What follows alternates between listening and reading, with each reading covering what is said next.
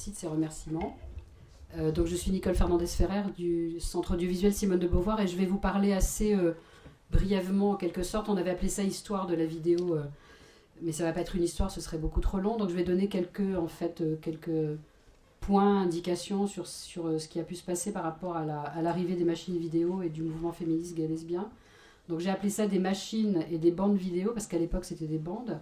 Alors je ne résiste pas au plaisir je ne vais pas faire une performance, ne vous inquiétez pas, mais je ne résiste quand même pas au plaisir de vous montrer les premières bandes vidéo historiques des années 69-70 qui ont pour particularité, comme vous le voyez, d'être une bobine et d'être une bande sur laquelle on ne peut pas savoir s'il y a quelque chose d'inscrit dessus ou pas, comme c'était le cas pour le cinéma. Voilà, c'est ce qu'on utilisait en fait pour filmer à l'époque. Et lorsque je parle du matrimoine audiovisuel, évidemment c'est un jeu de mots avec le patrimoine.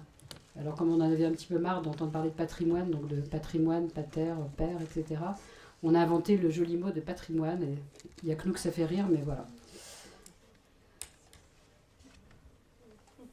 Alors, cette photo est volontairement coupée, hein, c'était une façon de faire. Donc réagissez, prenez une caméra, on va voir apparaître en fait ce genre de choses sur les murs dès 1967, puisque c'est l'année où va être inventé donc, ce fameux porte-à-pack Sony, qui est une petite caméra qu'on peut transporter facilement et dans laquelle on met ces bandes que je vous ai montrées.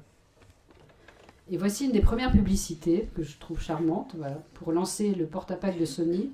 On avait imaginé donc en 69 que ce serait surtout des femmes qui feraient des petits films, on va dire, de famille.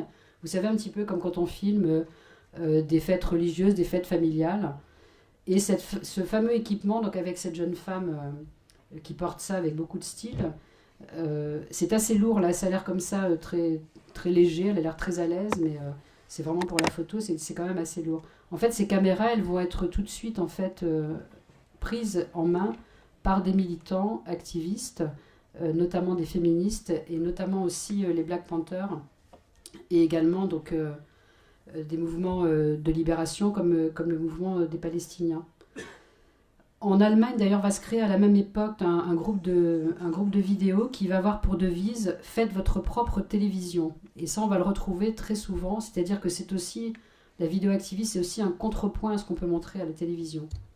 Et très vite, un certain nombre de groupes vont se créer, et parallèlement, parce qu'on a tendance à l'oublier, du côté des activistes, on oublie la vidéo des artistes, et du côté des artistes, on oublie la vidéo activiste. Par exemple, en 70, une artiste autrichienne, Vali Export, va réaliser sa première installation vidéo qui s'appelle Split Reality. Et puis, on va voir un certain nombre de réseaux de diffusion se mettre en place au cours de ces années.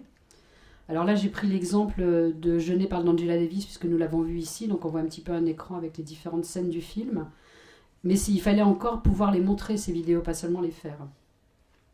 Donc la vidéo s'implante au cours de ces années 70, de plus en plus de personnes achètent donc des caméras, et ça va devenir un véritable outil en fait, d'information, de communication, mais aussi de militantisme. C'est-à-dire que ces vidéos, elles vont vraiment servir de base à propager en fait, des idées, à propager des luttes, à propager des revendications. Et dès les années 70, Carole Roussopoulos, dont je vous ai parlé puisqu'elle est une des fondatrices du centre, va créer avec son mari, alors c'est pas vraiment une création, à l'époque on ne pourrait pas parler de création, mais en tout cas ils vont lancer tous les deux un groupe vidéo à deux, en fait ils étaient deux, qui va s'appeler Video Out. En fait c'est tout simplement ce qu'on voit écrit, vous savez, sur les boîtiers vidéo, il y a des entrées, des sorties, des in et des out, et un jour on leur a demandé comment vous appelez-vous, et ils n'avaient pas prévu de nom, ils ont regardé derrière l'appareil donc le magnétoscope, et il y avait ce mot, et voilà, c'est devenu Video Out à ce moment-là. Ça s'est créé dans le cadre, c'est très important de le dire, dans le cadre de l'école des Beaux-Arts de Paris, tout simplement parce qu'il y avait des machines qui étaient déjà sur place à l'école des Beaux-Arts de Paris, des machines pour monter. Parce que bien sûr on tourne, mais il faut encore pouvoir monter les images. Et donc c'est cette première vidéo qui va être réalisée, je n'ai parle d'Angela Davis, et vont s'en suivre une série de productions donc sur la cause féministe, mais aussi sur la cause ouvrière en France. Il va y avoir un certain nombre aussi d'expériences de ce qu'on va appeler des télévisions sauvages. Ça va être plutôt de la télévision de quartier. Donc c'était contre le monopole. En fait, à l'époque, la télévision française, il y avait un monopole qui s'appelait le RTF. Et donc c'était aussi une façon de lutter contre ce monopole. Donc là, on va voir apparaître des artistes qui vont s'unir à des féministes ou à des activistes. Et c'est toujours l'école des Beaux-Arts de Paris qui va servir de lieu, en fait, pour pouvoir donc exercer ces montages. Parallèlement, on va inventer une petite caméra qui s'appelle la paluche, qui est une caméra toute petite, qui est la forme d'un gros crayon, et qui va permettre aussi à des chorégraphes et des artistes de la poser sur eux, de filmer leur corps. Donc ça, c'est toujours en parallèle dans les innovations. Voici donc ce fameux matériel avec le lecteur. Vous avez dû le voir dans le film, les magnétoscopes qui étaient reliés à ces caméras. Alors quelque chose d'intéressant, c'est que on disait à l'époque que les militantes féministes ou les militants qui filmaient étaient très solidaires, parce qu'ils étaient toujours ensemble. Mais c'était... Alors évidemment, idéologiquement, ils étaient ensemble, mais il y avait aussi une bonne raison, c'est qu'il y avait un câble entre les deux, et qu'on était obligé de rester collés l'un à l'autre, tout simplement. Parce que sinon, on ne pouvait pas filmer. Donc c'était une solidarité aussi très, très technique. Voilà les bandes vidéo que je vous ai montrées tout à l'heure, donc on a un exemple. Et ici, donc, je montre un autre exemple de lutte, donc de vidéo de lutte de Carole et de Paul Rossopoulos. Une grève au journal Jeune Afrique éclate en 71 et ils prennent tout de suite les caméras. Et ça va être, ils vont en fait documenter en fait cette lutte. Et ça va être quelque chose de très systématique dans ces années-là. C'est-à-dire que on n'attend pas, comme on pourrait le penser maintenant, de monter une production, d'avoir de l'argent, de trouver des techniciens. On fonce et on filme. Et vous voyez d'ailleurs que Carole va filmer alors qu'elle est prête à accoucher. La même année se crée à New York, non d'abord à Montréal, le vidéographe, donc qui va être aussi un lieu donc, de production, et aussi aux États-Unis, donc c'est le Kitchen Center for Video qui naît. Et parallèlement en France, vont se créer plusieurs collectifs militants, Vidéo 00, créé par deux femmes, Anne Couteau et Yvonne Mignot-Lefebvre. Et c'est un collectif en fait où il y aura beaucoup de féministes et de sympathisants de gauche qui vont surtout défendre en fait les causes ouvrières et les causes des immigrés tout au cours des années 70. Et parallèlement, Gina Panet, donc une artiste, va faire filmer donc ses performances par une caméra vidéo. C'est la première fois qu'elle va l'utiliser. Et elle va notamment filmer une action, enfin une performance qui s'appelle Nourriture, Actualité TV et Feu, qu'elle va filmer dans un appartement parisien. Je précise donc l'appartement parisien parce que la vidéo permettait donc d'avoir une toute petite équipe. On pouvait même le faire seul quasiment ou à deux. Et on pouvait le faire dans des lieux exigus, ce qui change un petit peu de ce qu'on pouvait faire avec les grosses caméras film. Alors en 72, Gina Panet continue à filmer. Parallèlement se tiennent beaucoup de réunions féministes à Paris qui vont être documentées notamment par Carole Rossopoulos, mais d'autres collectifs. L'année 73 marque aussi l'ouverture de vidéothèques, notamment à Berlin, et d'un certain nombre d'inventions. Et puis en 74, alors que l'anthologie Film Archives, donc, qui se trouve à New York, qui avait été fondée en 70 par Jonas Mekas, va ouvrir une section vidéo. C'est dire l'importance que vont prendre en fait ces machines. Ici, je vous ai fait un petit montage en fait avec cet appareil que vous voyez à droite, donc qui est en fait le lecteur qu'on utilisait pour faire le montage, qui est assez important. Et à côté, j'ai mis un DVD pour que vous voyez un petit peu la taille à l'époque des bobines et des DVD maintenant, sur lesquels on peut mettre à peu près la même chose. Pour diffuser toutes ces œuvres, va se créer en 1974 également un collectif qui s'appelle Mon Œil, qui va regrouper plusieurs collectifs vidéo féministes et activistes français, les Sans Fleurs, Vidéo 00, Vidéo Débat et Vidéo Out. Et d'ailleurs, à la même époque, au Centre culturel américain à Paris, il va y avoir une exposition Art Vidéo Couleur où vont être présentées des bandes d'auteurs américains comme Nam June Paik ou bien Vasulka, Louise Etra, etc., un certain nombre de personnes. Donc là, il y a vraiment une émergence en fait au niveau même de la monstration en fait, de ces œuvres. Et puis au musée d'art moderne de la ville de Paris, donc à l'Arc, il y aura la première grande exposition donc vidéo qui s'appelle Art Vidéo Confrontation, qui a lieu la même année.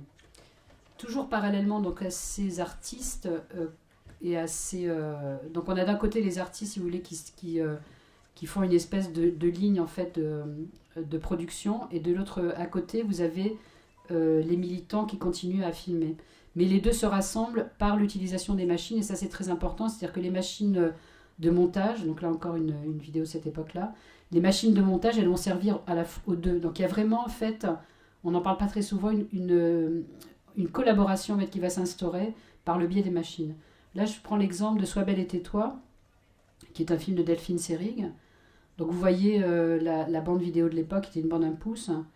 Et ce que vous voyez apparaître avec des codes barres ici, c'est simplement parce que les bandes ont été numérisées, j'en reparlerai à la fin. 75, donc on avance dans les années. Un certain nombre d'événements en Belgique, en Allemagne vont avoir lieu.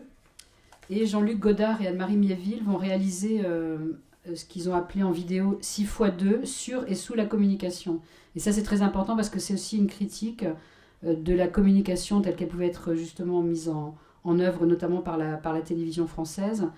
Et donc, ça va passer quand même à la télévision française sur la deuxième chaîne, ce qui est assez particulier à l'époque. Et ça va être tourné intégralement en vidéo. À l'époque, la télévision française refusait justement de montrer ce genre d'image en disant que ce n'était pas d'assez bonne qualité. Et malgré ça, cette émission a quand même été montrée. Au cours de la biennale, la même année de la biennale, de 9e biennale d'art à Paris, des artistes espagnols vont également montrer les premières vidéos qu'ils vont réaliser. Et puis va être mis au point une machine très importante qui s'appelle donc le Betamax, qui va permettre d'enregistrer des émissions télévisées et après de les utiliser. On a vu l'exemple hier de Mazo et Miso vont en bateau, qui a donc été enregistré de cette façon-là et ensuite détourné donc par des militantes féministes. Ici, vous voyez donc un étudiant qui utilise une caméra vidéo. Je repasse. Là, j'ai ajouté une petite photo d'Angela Davis et Jean Genet, puisqu'ils ont été liés par l'intervention de Jean Genet concernant sa libération. Et c'est pareil, Jean Genet parle d'Angela Davis, donc a été filmé aussi sur les mêmes supports. Je reviens un tout petit peu en arrière. Là, il y a un petit mélange dans mes photos. Shirley Clark, donc, qui est une réalisatrice cinéma donc, américaine, découvre en fait les premières caméras vidéo et là elle fait de l'autofilmage en fait puisqu'elle se filme elle-même et elle va découvrir en fait les possibilités de ces caméras puisque jusque-là elle tourne en 35 mm donc devait passer en laboratoire, réunir un budget et elle va donc faire un certain nombre d'œuvres sur ce support et notamment par rapport à toutes les revendications donc des noirs américains. Dans les années 70, donc 80 que j'évoque maintenant, vous voyez ici des exemples de... Par exemple, vous avez un master vidéo à gauche, Musidora, qui est un festival qui a été créé donc, à la même époque. Vous avez aussi des vidéos qui viennent du Japon. Et va apparaître aux États-Unis donc la première revue consacrée entièrement à la vidéo qui s'appelle Vidéographie, qui va permettre justement de parler de toutes ces initiatives qui sont prises de par le monde, autant du côté des militants que des artistes. D'ailleurs, en France, va se constituer la première association de producteurs de vidéogrammes associés avec Nicole Croiset, Léa Lublin, François Testu, Nili Alter, qui sont des artistes en fait qui ont travaillé. Donc Nili Alter, par exemple, a fait tout un travail sur l'enfermement des femmes dans des prisons sous la forme d'une installation, mais également à l'époque circulait aussi sous la forme d'une bande vidéo. Se crée la même année, donc en 1976, une section vidéo à l'École nationale supérieure des arts décoratifs de Paris. Donc ça aussi c'est très important parce que c'est l'entrée dans les écoles, dans une école d'art de la vidéo et un certain nombre de machines. Donc on va voir l'apparition des effets spéciaux aussi sur les machines vidéo qui vont être plutôt utilisées par les artistes que par les militants, sauf de rares exceptions.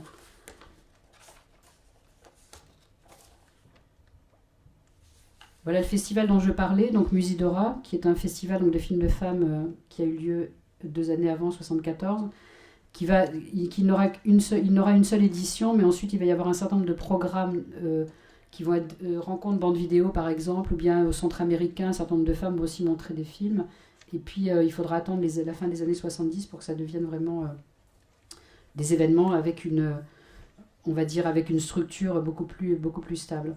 En 1977, à la 6e documenta de Cassel, vont être montrées un certain nombre d'œuvres vidéo, dont des vidéos de Jean-Luc Godard et de Fred Forrest. Donc là, on est toujours dans le milieu artistique. Et parallèlement à ça, Orlan, donc une artiste française, va également utiliser donc, pour filmer ses propres performances un certain nombre de machines vidéo. Et là, ça va vraiment être aussi... l'utilisation de toutes les techniques, parce que ça évolue. Là, je vous ai parlé du début, de ce qu'il y avait dans le demi-pouce, le 1 pouce vidéo. Les machines vont beaucoup changer, et donc tout le monde va s'adapter. Et quand je parle de collaboration entre artistes et militants, elle va être importante parce que les machines commencent à coûter de plus en plus cher, ce qui n'était pas le cas du tout au début.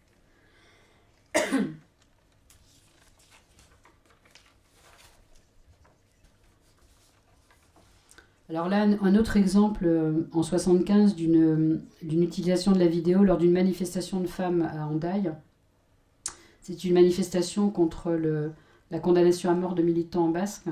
Et donc là, ce sont des féministes qui ont pris l'initiative donc, de réunir des femmes des deux côtés de la frontière pour protester. Et vous voyez donc agenouiller Delphine Seyrig, donc l'actrice, réalisatrice et fondatrice du Centre Simone de Beauvoir, qui prend la caméra pour documenter donc, cette manifestation.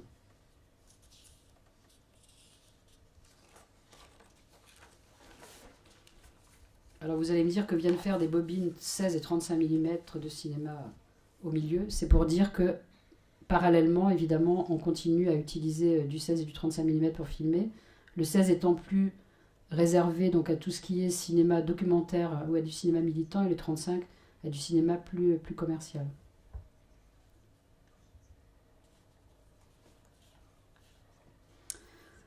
En 79, pardon, je vais trop vite. En 79, va être créée donc au Musée national d'art moderne au Centre Georges Pompidou, donc à Paris, une collection d'œuvres vidéo à l'intérieur du département vidéo qui va être lancée donc par Christine Van Hache et qui va réunir une collection surtout d'œuvres d'artistes, mais dans laquelle va être intégré progressivement des films militants, dont celui que vous avez vu hier, Mazo et Mizo, ou avant-hier, Mazo et Mizo vont en bateau, qui va rejoindre donc ces collections. Ces mêmes années vont marquer l'arrivée de bandes montage en pneumatique, c'est-à-dire c'est encore un autre format qui apparaît. Et donc là, du côté justement militante féministe, on va se rendre compte qu'il va falloir des moyens de plus en plus importants pour pouvoir continuer donc à produire ces œuvres et surtout à les monter. Donc là, il va y avoir en fait une incidence économique qui va, pour certains groupes, marquer l'arrêt de certains groupes militants activistes de vidéos, et d'autres qui vont essayer, par d'autres biais, de retrouver de l'argent pour le faire.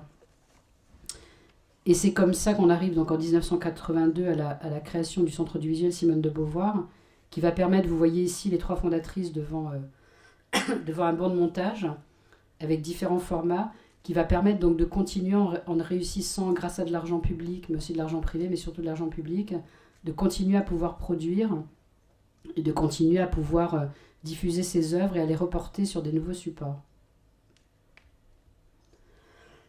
Voici les fameuses donc, cassettes 3/4 rhumatiques. Vous voyez quelques exemples donc, de films qui ont été tournés à l'époque et qui ont depuis été reportés sur des supports numériques. Et vous voyez ici les supports donc, actuels de Bétanum qui sont utilisés donc, dans le cadre du dépôt légal notamment. Et puis maintenant, on est passé encore à un autre support, c'est-à-dire à des fichiers numériques qui vont permettre de pouvoir les mettre à disposition des chercheurs et des étudiants.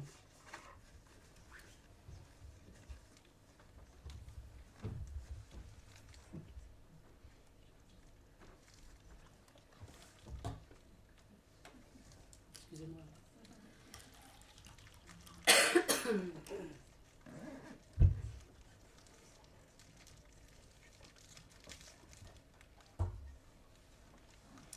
Et je termine par des supports, donc les supports contemporains qui sont le HDCam. Alors tout ça peut paraître un peu compliqué, mais c'est aussi pour dire que toutes ces personnes qui veulent continuer à filmer sont obligées de s'adapter aux techniques qui évoluent.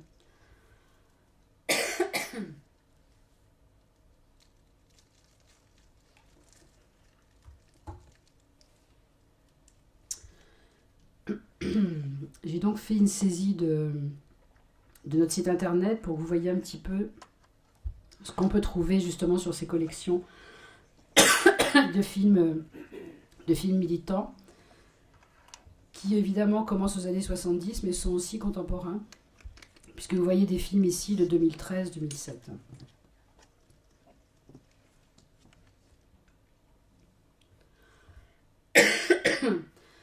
Ça, c'est la collection dont j'ai parlé ce matin, tout à l'heure, qui s'appelle Une caméra à soi, donc qui réunit à la fois des œuvres des années 70 et qui continue donc à progresser. Donc c'est essentiellement des films militants féministes, surtout des documentaires.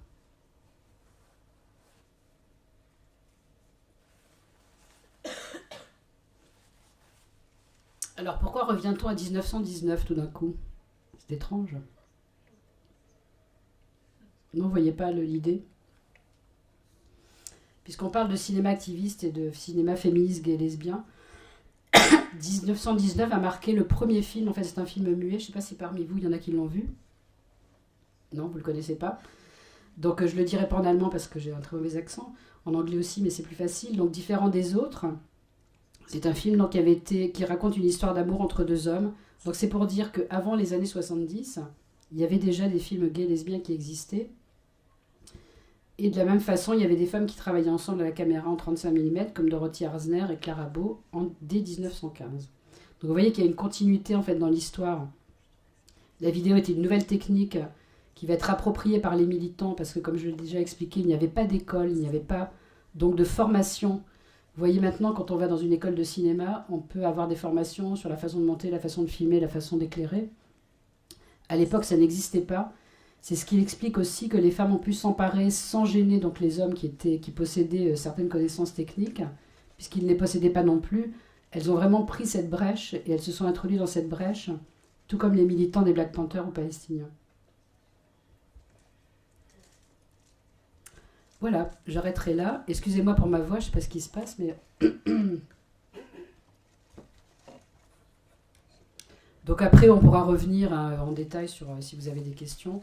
C'était un petit peu une façon d'introduire très brièvement en fait cette histoire.